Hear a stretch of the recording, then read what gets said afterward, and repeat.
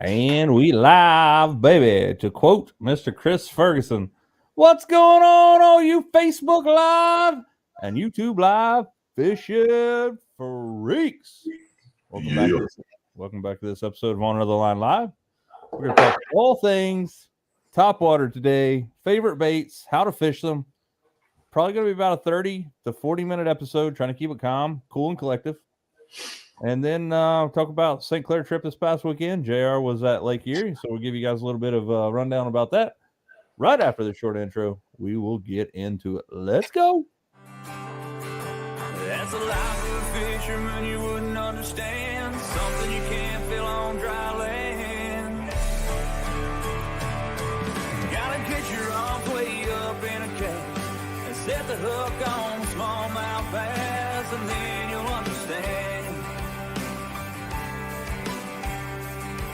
You gotta get your hands on a Shimano reel and a G-loom that's right. I bet you like what you feel. Step on the deck, give it a whirl.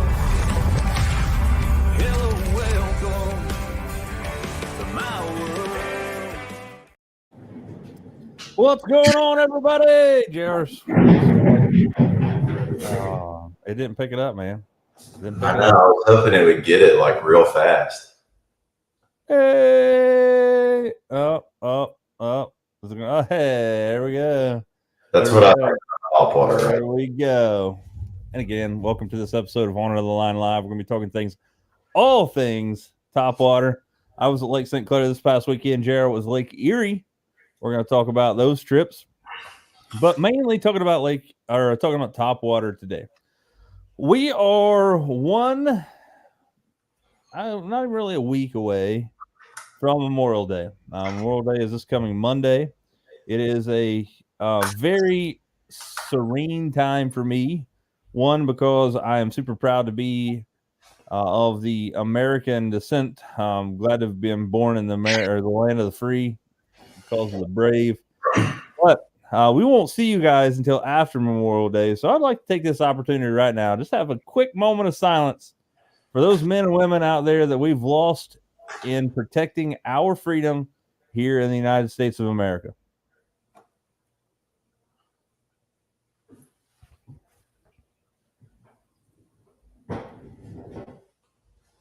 So thank you to those people.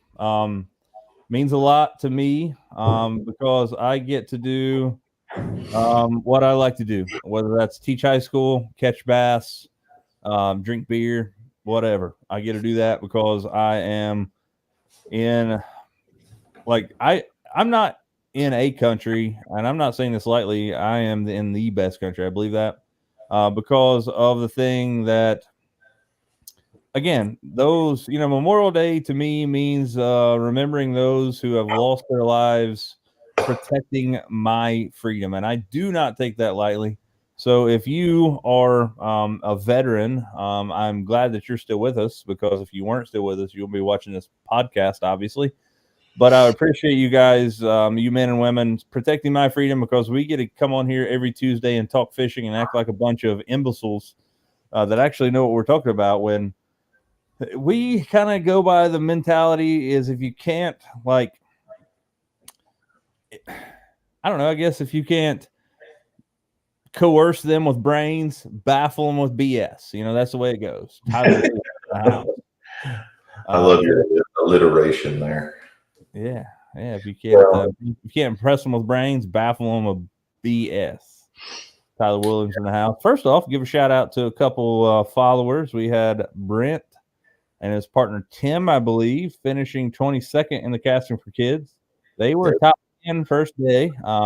Amazing accomplishment. So shout out to you characters out there. Nice job on that. Failed to 22nd on the second day, but I tell you what, anytime you can fish a 100 boat plus tournament and finish in the top 25, that is a good day, Tater. So good. What about that Lake Erie trip? What was it all about? What were you doing? Man, you cannot beat those two fisheries. Lake Erie and St. Clair are my two favorite places to go, without a doubt. You can, there's Brent getting on there. So I just talked to Brent actually. He lives down the road from me, and he was talking about how he was dragging around the old Carolina rig, and that's how they, got to that second day and ended up in 10th, which is pretty awesome because that's kind of an old school rig. But going back to Erie, man, I didn't quite get my personal best. I was very close. I really wanted to get it over a 5-pounder smallmouth.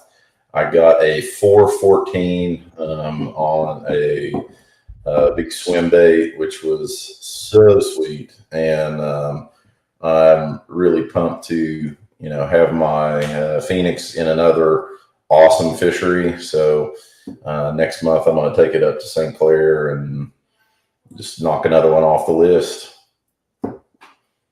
Lots of drop shot, lots of tube, lots of swim bait, kind of your classic smallmouth baits, but I also flipped a lot of really thick vegetation with a big weight and straight shank hooked and really laid it to them. It's a great thing.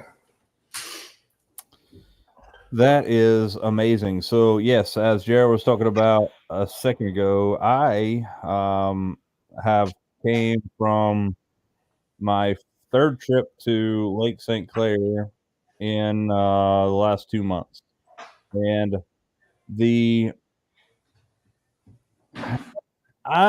gonna call it out. I'm gonna call a spade a spade. I don't feel like the year class for Lake St. Clair is showing up. I don't feel like they're showing out. It could be my terrible fishing prowess, but I've been there. Is this the third time or the fourth time? I want to believe it's at least third time I've been there since March. And Kyle and I, fishing out of the same boat, have yet to catch a 5-pound fish. Last year we caught 7 5-pound fish in one trip. Biggest one being my personal best of 515. It just couldn't say 6 pounds. One short drop of water and it would be 6 pounds. One more goby. One more goby. If I'd have just left it in the live well for a minute. But anyway, with that being said, we did have a good time. JR and I were having a conversation about kind of titling this whether bed fishing should or should not be allowed.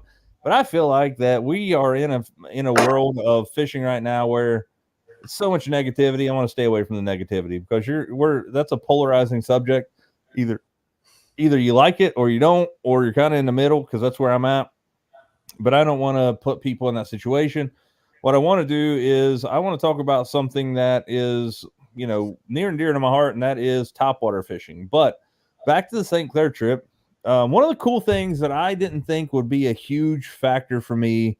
I obviously have a Minn Kota Ultrex Quest. Kyle has a Lowrance Ghost on his trolling motor on his boat, but I feel like they're similar. And JR has the Garmin Force, which is an equivalent. But one of the cool things that we did this week, which was something that I didn't expect to be cool, but it was, we picked a point. We started at the 400 Club, which is up around Metro. It's like, I guess it would be. So first off, if you're planning a trip to Lake St. Clair, there's a couple things you need to be worried about. One of those is 9 Mile Boat Ramp is closed for the next 2 years. They're doing a bunch of renovations on it, and I surely hope they make it way bigger than it is right now with 2 boat lanes.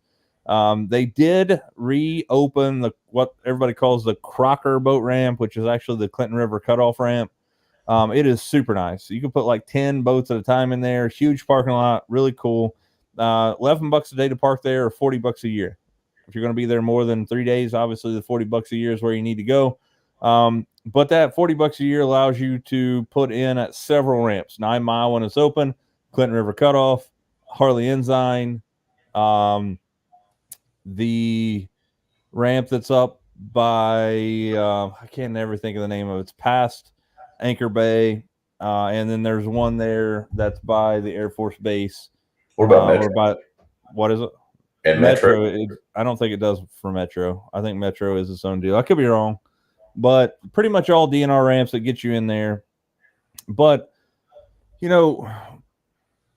there's also some crazy things that, what I was talking about is like new technology helping us out. Is we put in at this Clinton River cutoff and went right, which is towards 9 Mile or towards the 400 Club. So there, what we did was we just picked a point. Like I literally touched and held a point on Kyle's graph, and you can do this with, as long as it's networked, you can do this with Garmin and or Humminbird.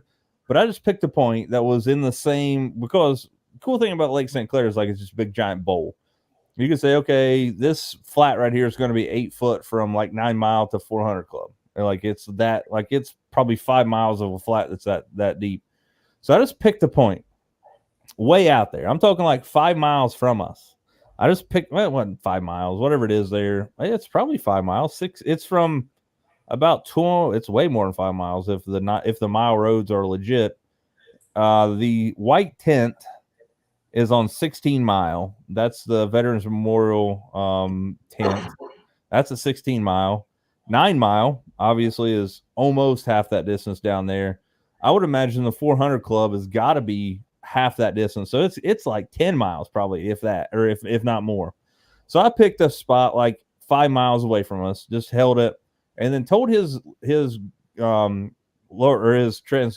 I'm sorry, his trolling motor to go there.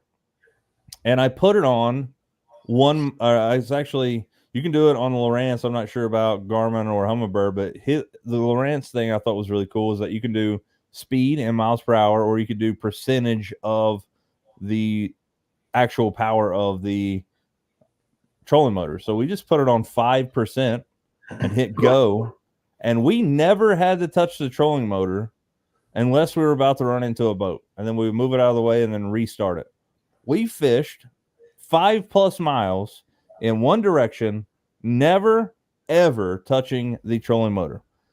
And why, you think, well, you could have just drifted that. Well, you're probably right, but the wind was not right. The wind was blowing out of the north, and that would be pushing us against the bank. So we were going against the wind, basically, and being able to stay as far off of the bank as I wanted to.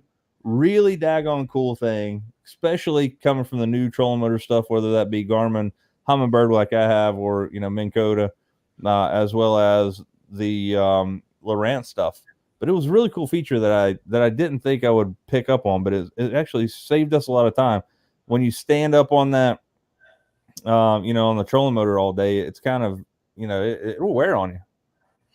Yeah, that's nice. A lot of people up there use those kind of wind socks or whatever. Yeah, and then there's the power pole. They have those big blocks you can put on the back too. So that's something. I don't know if anybody has an experience with that, but I have power poles now, so I'd be interested. But yeah, those are called drift paddles. But I think they're fairly expensive, man. I think they're about $500 a set. Forget that. What's up, Corey? What's up, buddy? Glad to see you're healing up. Kentucky Lake, dude. Like, I've never been there. Love-hate relationship for not being there.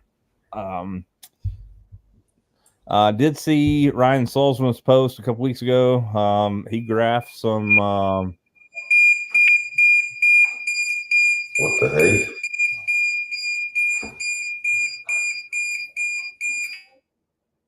What is that? Okay, DJI drone.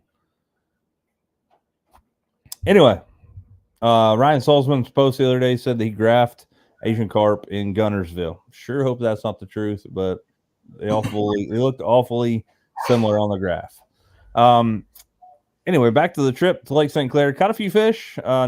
We smashed them, but we didn't smash them for Lake St. Clair. 76 fish in one day, 55 in the next from 5 hours. You're not doing that around our area. The problem is that the big fish are just not existent, man. I don't know where they're at. They must be way deeper. I'm not sure.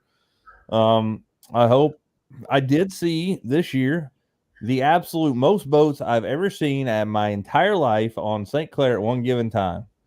Guys, I am talking about a 50 to 100 yard strip of boats from basically from Clinton River Cutoff all the way to 9 Mile. And I'm not talking about one or two here or there. I'm talking about thousands of boats, it seemed like. There were freaking boats everywhere. It was nuts. Like, there was times where I could tell if people brushed their teeth the morning before that. Like, it was crazy. Does it have an effect on smallmouth? You got to think it does. Most people are floating around finding a smallmouth on a bed. Um, Smallmouth are dumb when they're on the bed. They know one thing, that's protecting their bed. You could throw, I swear, I think you could throw a keychain with a hook on it in a smallmouth's bed and catch one. It doesn't matter what it is. If you land it in their bed, they get ticked off about it and they want it out of there. And the only thing they can do, they don't have hands, right? So they just eat it. And a lot of times they just spit it out outside of the bed. But, if you're quick enough, you can hook them before they get out there and spit it out.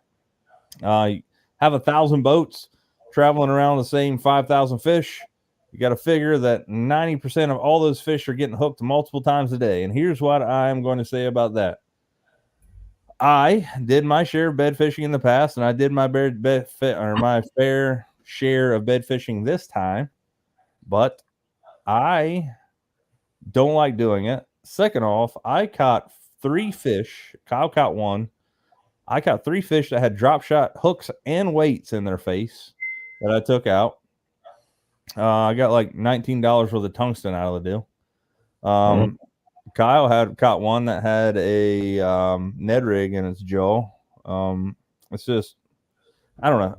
That's why I think that, I think it should be limited. But you can't catch bedfish on topwater. JR, let's hit them with the old topwater routine. Let's talk about 5 baits that you're going to throw when you're talking about topwater. So topwater is obviously Hey, Chuck. one of the best ways, most fun ways to catch fish. And I feel like the best day on topwater I've ever had was at St. Clair. Me and Tyler were fishing out of my 10 rig. You can see the video. And it was a popper, and it was right in the mayfly hatch, and all those, I'm assuming it was, all the other fish were going up and slurping the mayflies, and the smallmouth were going up after them. And I mean, I don't know how many we caught, but it seemed like a ton. I was catching them on topwater. Tyler was catching them on a spy bait. It was an absolute blast. So I have to put the popper in my top 5 topwater baits for that reason. For sure. And I think what you mentioned there about the smaller bait fish going after those mayflies and the smallmouth chasing them, that is something to do with it. But smallmouth also eat mayflies. They gorge themselves on them, actually. Same with walleye, everything else. Chuck can tell you that. When the walleye or the mayfly hatches on Lake Erie, it makes it really tough to catch walleye. One, because they're so full, they eat them when they're coming up. Mayflies have been thought to be a bad thing in the past. It basically means that your water clarity is good enough to sustain life. Those mayflies have a weird life cycle, and don't quote me on this because I know I'm going to screw it up, but they spend like 5 years underwater as a larva and then like emerge as a full-fledged adult mayfly and live like 3 days. Yeah, it's a really short adult life cycle, as I recall. And I mean, to me, it's a huge amount of food for animals that I love. So I think they're a good thing, just like gobies. Yeah, and same deal with zebra mussels and all that stuff. Like, it's really crazy to think about things and that's why I am hesitant to look at the government as far as DNR's recommendations going forward, because they got all that wrong. Oh yeah, they did. Like, gobies have caused smallmouth to get exponentially larger. I mean, crazy amounts larger. And they don't do anything to hurt the population. Sure, they eat a few eggs here and there, but I was listening to the Mercer podcast this past weekend with he was on there with Mark Zona, which is 2 weeks ago's podcast from him. If you haven't checked out the Mercer podcast, you probably should do that. It's a great podcast. They do a lot of stuff on there. But him and Zona were talking about smallmouth adapting to the goby. The goby stay around rocks and stuff. JR knows a guy at Lake St. Clair that threw down some knowledge that was really handy for me and maybe handy for you. We were buying stuff that was goby collared that was not on the bottom bait. For example, spy baits. We bought some goby collared spy baits. Doesn't make sense to do that because a goby's not going to come off the bottom, because if they do, they're getting eaten. So if you're throwing a bottom contact bait, goby collar will work. And if you're not, probably stay away from it. But as JR mentioned, I caught a ton of fish on a spy bait that trip. I've fallen in love with a spy bait, not a topwater bait, but if you're looking for a finesse technique, and I think you can catch largemouth on them too, I've yet to do it. Other than the occasional like greenfish at Lake St. Clair, which is another thing that I like to talk about. This past weekend at Lake St. Clair, I caught the most amount of largemouth I'd ever caught in my life at Lake St. Clair. We caught 55 fish in one day, and I bet you 20 of them were largemouth. Where offshore a little bit more because of the grass. I think the grass has been so much thicker, and I think it's congregating the largemouth offshore. It definitely was at Erie. I mean, we were up in Presque Isle, and I mean, it was probably 4-1 smallmouth to largemouth, but I caught a lot more largemouth, and I caught a really nice 4-pounder on a tube. And that's something else we were talking about, is how crazy it was that a tube has kind of reemerged as a good bait, whereas it's kind of like the whole spinnerbait chatterbait thing, Ned rig versus tube. Yeah, for sure, and I get it. So I guess you mentioned that a Popeye is your number one topwater bait. For me, it is a walking style bait. And I don't lump a frog into that topwater style of walking baits. My idea of a topwater walking bait is going to be something like a head and spook. I like a spook junior. I like the small. It's not really smaller. I mean, it is a little bit smaller, but it's still like 4 inches long. The bone white spook junior with the tail that is tied on the back hook, phenomenal, man. I've caught a ton of fish on them. Speaking of which, let's stop for just a second to play taps, because I've been pushing the absolute mortal crap out of one of my favorite baits on the planet. That's the Jackal Chunk Crawl, and that chunk crawl.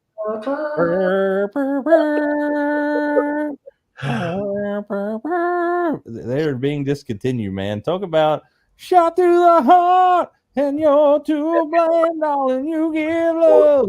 10 bags, 10 more bags. I ordered 16 bags last year. Tried to order more. They're still making them, but they're only making them in the green. It's like a orange color, which I like. Not near as well as the others. Kind of sucks. But just so you know, I have had a lot of people go to Borders trying to buy them. He says he can't get them. That's why they're discontinued. Sucks.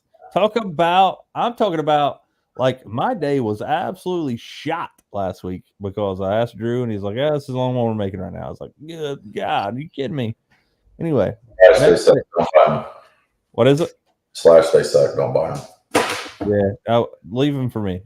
Yeah. Anyway, number 2, topwater bait. Where are you going? So my favorite to throw, without a doubt, would be the buzzbait. I love a buzzbait, whether it's the old tackle box buzzbait. There's quite a number of great buzzbaits, but the way you can absolutely crack a fish on a buzzbait, kind of similar to how you can, crack a frog.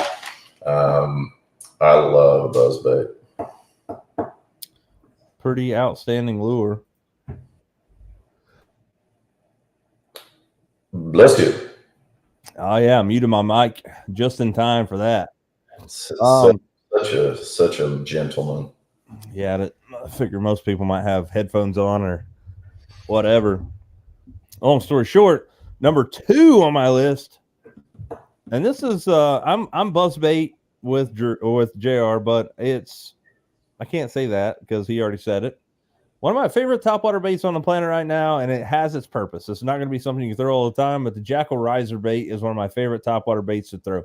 A couple reasons why. One, you can launch that thing. I'm talking about like you can throw it like 70 yards on an easy day. I'm talking ripping that thing. Throw it as far as you want to. It does take some time to get used to how it works and how you should work it. Doesn't work in all situations. It's a great bait when fish are coming up schooling. Amazing bait for that. JR, I don't know if you guys or you or anybody else saw the video with Mike Iaconelli talking about the Berkeley Credge. He was showing that you can use that thing as a topwater bait, and dude, it actually looked pretty daggone good. Yeah, I've seen a couple pros talk about that, but I have yet to try it. But I will do it. Kind of reminds me. It seems like the action of it kind of reminds me of the Hellraiser. Oh yeah, looks cool. Never caught a fish on. Well, cool. All right, so that's number 2 for me is Jackal riser bait. Has its spots. Don't throw it all the time because you're not going to get bit. And I'm telling you, it is a tough bait to fish. You're going to have to throw it for an hour or two to get used to it. And it is a fast topwater bait. If you're looking for something finessey like a popper that JR mentioned, this is not going to be the bait for you. This bait is going to be when you are around like Smith Mountain or you're having a lot of fish blowing up on the surface. You can throw that out in the middle of it and move it like a bait trying to get away. You're going to get bit. That is my number 2. Actually, be a buzz bait, but JR took that. So my secondary number 2 will be Jackal riser bait.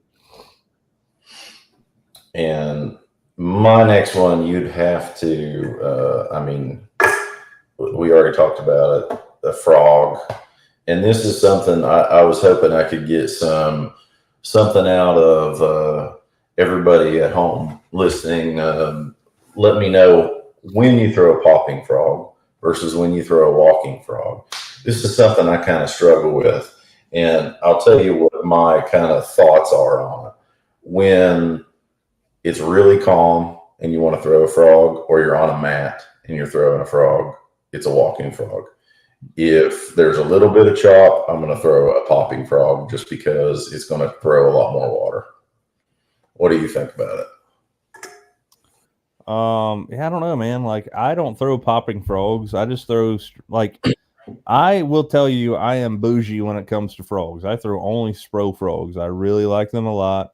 My favorite frog on the planet is going to be a solid black frog. Don't know what it is about the solid black frog. I just feel like it gets bit.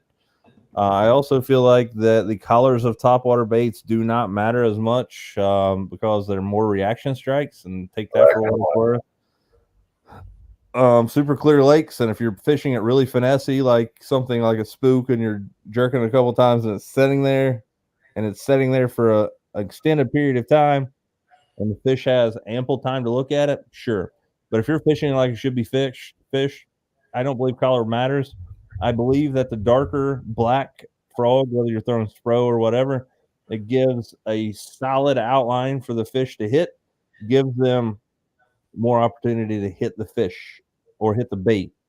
Now, one of the things that I will tell you is that with frog fishing, kind of like most topwater baits, one of the things I had to teach myself as a beginning angler is that, and if you guys watch my shorts, you guys saw it last year where I was fishing Yatesville last fall, fishing a spook junior, got absolutely blown up by, I'm guessing it was probably the biggest bass I've ever had blow up on a topwater.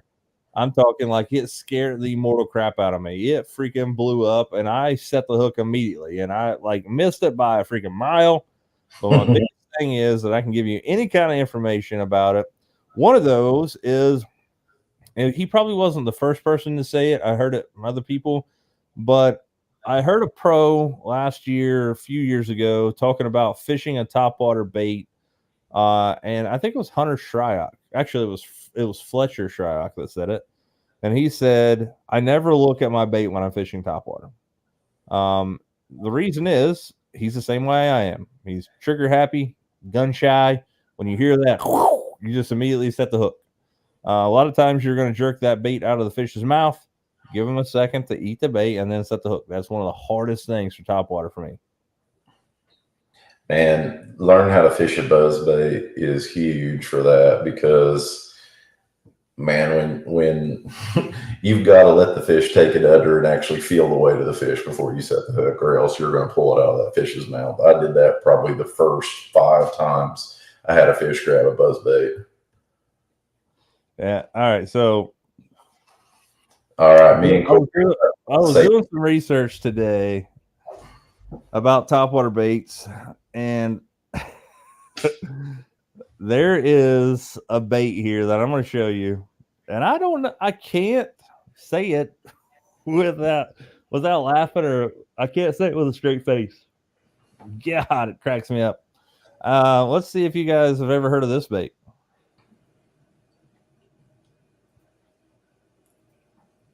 How about the Teckle USA Good Pecker? Oh, yeah. I mean, the Good Pecker. Walk at Pecker.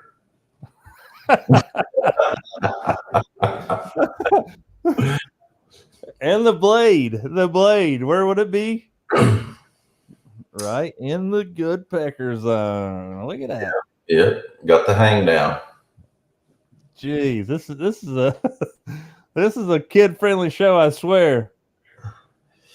Oh gosh. Yeah, I know. One of the other baits that me and Tyler we're not crazy about, and that's the whopper plopper. I know there are tons of people that love ploppers. I don't know. I've had some luck on it, but to me, if I'm going to throw something that's like consistently moving, it's not much as far as me having to work it. I'm probably going to throw a buzzbait. I would just rather throw a buzzbait. I understand that, you know, a whopper plopper is more open water, but if it's open water, I'm probably going to throw a walking bait. That's just kind of my go-to. So I don't know if any of you guys like whopper ploppers. I know Brad is a big fan of them. I can't get them to bite as much. Now, a couple baits that no longer are thrown that I enjoy throwing. One of those is the Smithwick Devil's Horse.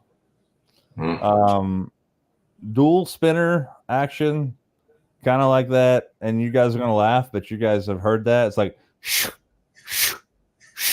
topwater style bait. Those props on both ends, really good. I love throwing a wake bait. Wake baits are great, man. I love it. I remember the first time I did, I was like, oh, it's like a subsurface crankbait. Brilliant. Yep. Speaking of which, update on the glide bait. I will have the first working prototype painted tomorrow. I'm going to get out on the water on a farm pond this weekend. If you can't catch them on a farm pond with bait, it sucks. See how bad it sucks, man.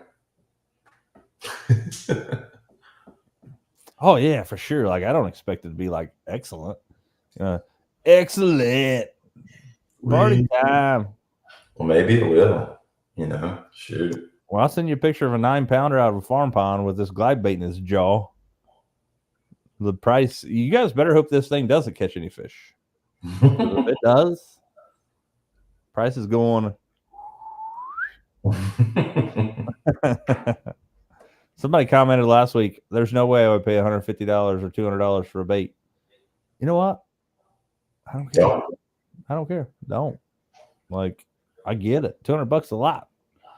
I looked at glide baits and I was like, you know what?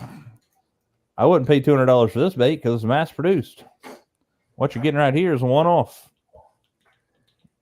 If it works, it works. If it doesn't work, then I'm not going to sell it. But we got a working prototype going to be on the water this weekend. I'm really pumped about that. 3 days left of school. And I did send my injectors off to a company called Injector RX in Houston, Texas. Pretty cool deal, guys. If you guys have injectors, and I'm talking about car injectors, come on, bro. Floating worm, how about bubble gum? Bubble gum floating worm, that's what I'm talking about. Had a lot of people waxed our rear ends at Yatesville a few weeks ago at the Casting for Kids on a floating worm. Larry Slack in the house. What's up, buddy? Speaking of Larry, I need to get with you here in the next week or so. And it doesn't have to be really in a week or so. Maybe do it in the wintertime or whatever. But I'm going to give you these prop shafts that I have and see if you guys can straighten them. Again, I'll pay you guys to do that, but it would be nice to have some extras. So anyway, back to the task at hand. Sent my injectors off to these people. Really pretty good deal. What they do is they do car injectors, boat injectors. If you have like a Avenue Ficht, that is the weirdest word to say. Ficht, Ficht injection, whatever it is, can't say it. But you send them your injectors. They clean them ultrasonically. They flow test them and get them working to the parameters that's within spec. And then you pay $55 an injector to get them cleaned. And you're probably thinking $55 is a lot. You're probably right. But with ethanol and all that other stuff, let's face it, all boat motors, as far as I know, have a sticker on them that say that you should not run ethanol-based fuel in them. And what that means is you should find places like the Birdhouse gas station out in Yatesville. There's a place over in Super Quick on Route 2 that you can get ethanol-free gas. It's more expensive. It's usually about $4.50 a gallon. More potent as far as like having higher combustion rates. It's going to be like 95 to 97 octane, somewhere in there. No ethanol, keeps your injectors running smoothly. Let's face it, we don't, as boat owners, usually go find out or go look for those pumps. So we're putting ethanol-based fuel. Ethanol-based fuel, if you don't know, is a corn-based product. Causes a gumminess of gas. If you don't believe me, go to the gas station, buy some fuel, leave it in a gas can for about a year, and go back and take a look at it. It'll be like jelly. Imagine what that does to your injectors. And when you look at boat injectors, one of the things that I had a hard time understanding is that injector cleaners usually do not work for boat injectors, because normally what happens is it breaks all the stuff free in the injector and sends it to the nozzle of the injector, which is way more small than the actual injector itself. So it clogs it up. So anyway, $55. You send your injectors to them. I told them that I had an injector that was bad, which was the number 6 injector, which I showed JR the other day, which is really cool. And like,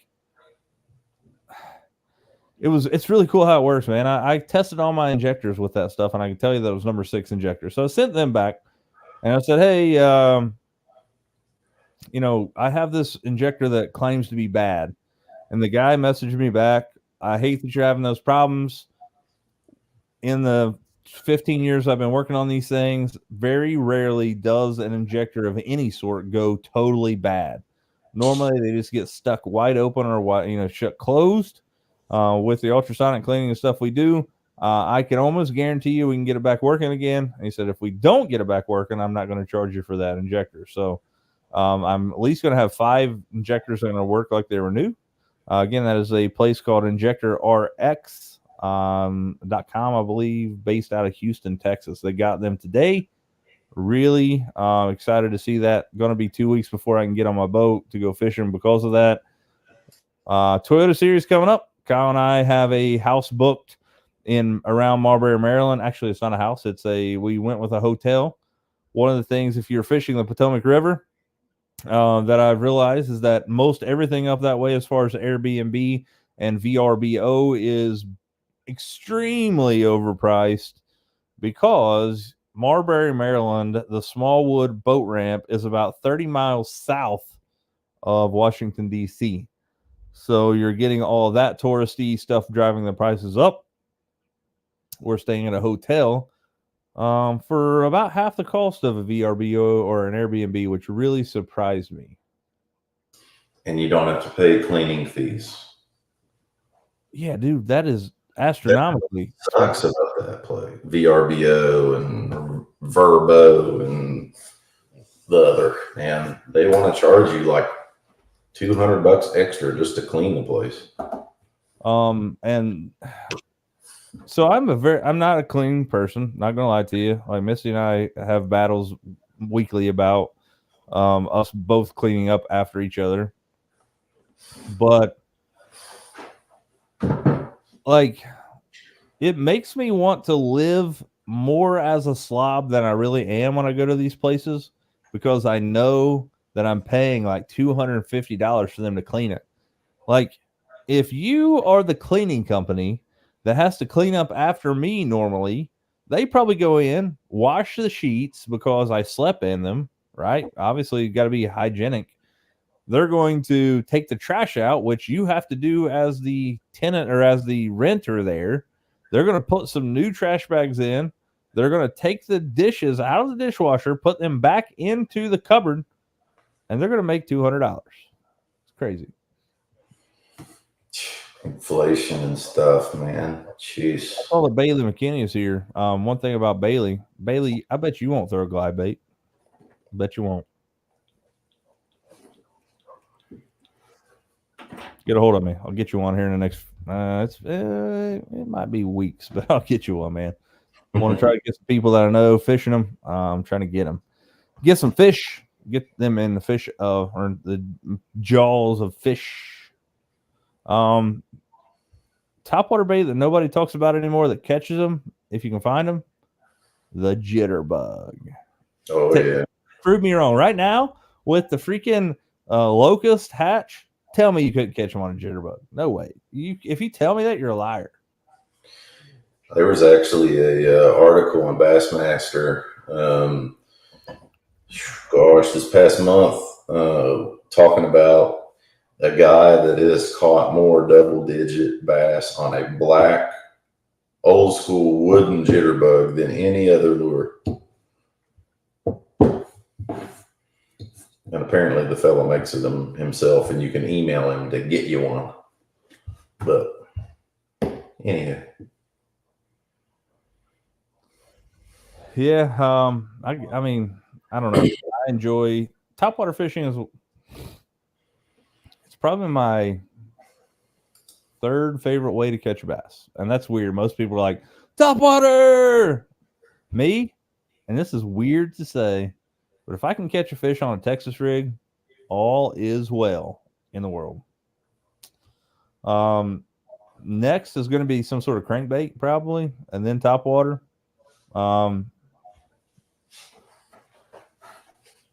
Like it's, I don't know. If you're in locally to me, they're having tournaments on Tuesdays at the Ohio River on the Cold Grove boat ramp, $40 a boat. I think JR and I are going to have to do a live show fishing at the Tuesday nighter here soon. That'd be fun.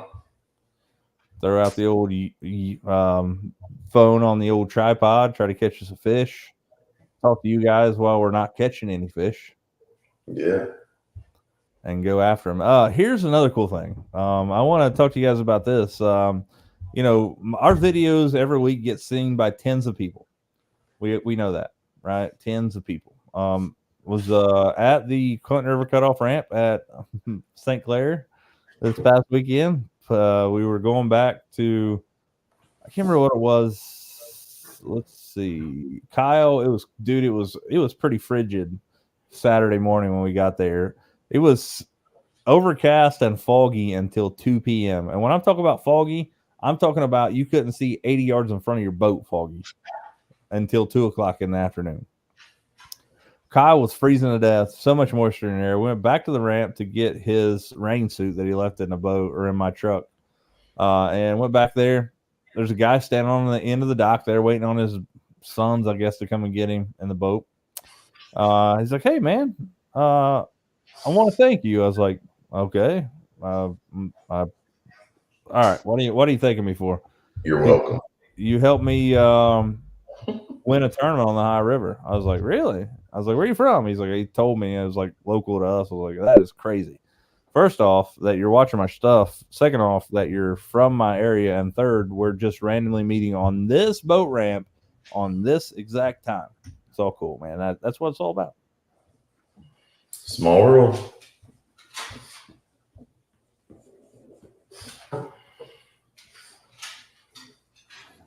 very small world.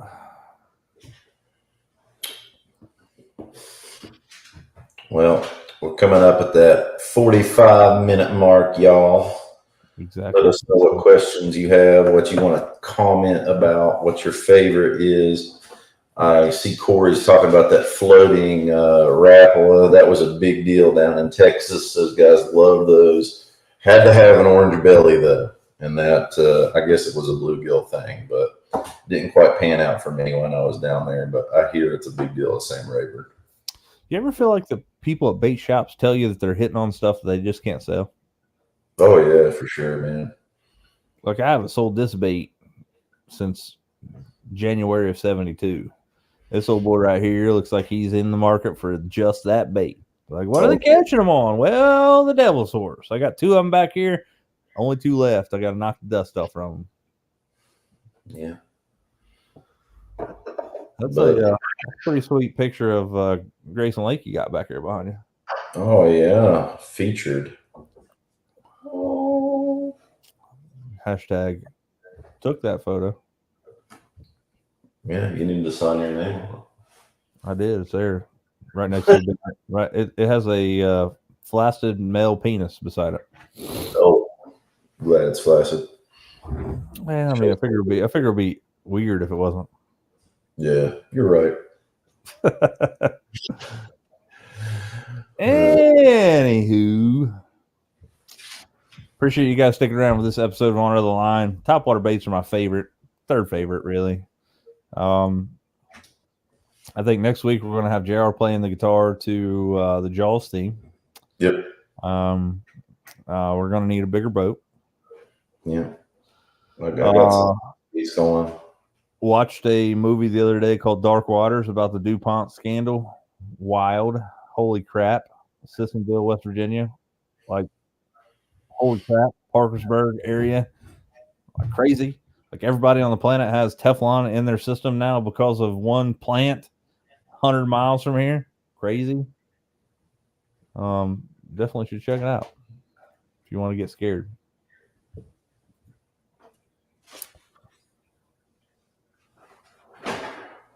All right, we have 0 comments, so we are going to hop off of here. Got a lot of stuff coming up ahead of you for the YouTube channel. Got some St. Clair trips. We're going to have a breakdown every day of the Toyota Series event that I'm fishing. I'm really excited about that, guys. I got more money invested in this fishing tournament than I ever have in my entire life. I'm going after them. Shout out to several people that have helped me out over the last few days. One of them helping me out get some line. Bill Akers, appreciate you, buddy. He got me hooked up with a fella in Tennessee who is a huge Shimano rep, and that is McKee Outdoors. 1,200 yards of Sunline FC Sniper 12-pound coming my way. Going to do some ultrasonic cleaning and setting up my reels for that tournament. I don't feel like I'm going to have, as a co-angler, I'm going to have about $1,200 in this tournament, which is crazy to think about, not counting the fuel to get there and back. It's going to be nuts. I'm excited to see where my skills kind of go with the Toyota Series. Highest I've ever finished in a BFL is 6th as a co-angler. Should have won the thing, had a 5-pounder to get off the boat. Should have, could have, would have. That's why they call it fishing and not catching. But got a lot of stuff coming at you on the YouTube channel. I definitely appreciate your support. Right now, let's take a look at what I am currently sitting at. 4,894 subscribers. So we're closing in on that 5,000 mark. So I appreciate it if you haven't already, go out there and hit that subscribe button. It would mean a lot to me. So I appreciate it, Corey. So hopefully I can go out there and knock it out like you do in the open. So yeah, that's all right. Can you do the heart for me, JR? Is that one of them? Yeah, there it is. There it is. There it is. How about the thumbs down? Let's get the lightning going on there. Rain. Yeah. Yeah. Yeah. If you guys don't know, JR is a Mac user. Yes. convenient, ease of use. Bam. Don't be a nerd. Anywho, thanks for joining this episode of On Another Line Live, where you hear two guys talk about something they have no clue about. Correct. That's exactly right. So, if you guys can, you know the routine. Get out there and lean on them. We'll see you next time on Another Line. See y'all.